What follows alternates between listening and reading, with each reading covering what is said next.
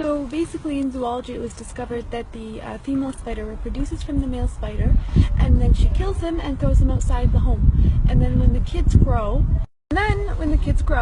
they also kill the mom spider and they throw her outside the home. Technically it was discovered that the spider's home is the most bizarre home. It's the worst home ever built. And it was described in the Quran in one verse. In Surah Al-Ankabut verse 41 it says, "And those who take allies other than Allah is like that of a spider who takes a home. And indeed the weakest of homes is the home of the spider, if only they knew," is how the verse ended. SubhanAllah, people always knew the physical weakness and the flimsiness of the spider's home. But only in this era were they able to make the connection and comprehend the moral and the spiritual weakness of the spider's home. Hence why at the end of that verse it says, "If only they knew."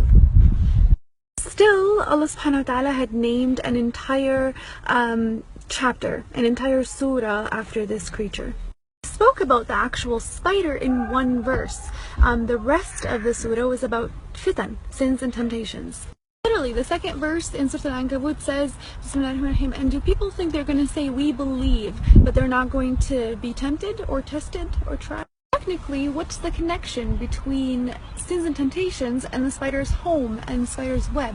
Why was that connection made in the Quran? If we actually ponder into it a little bit, we'll realize that the connection and the battle and the intertwinement of fitan and temptations is figuratively, it's like the spider's home, the spider's web.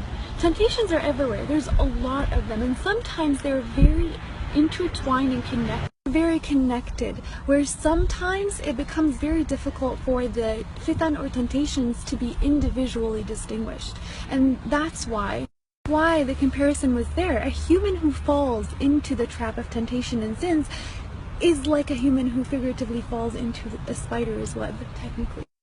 Here's the thing, if we decide to leave that trap through seeking our Lord with His power and our will, that trap becomes very weak.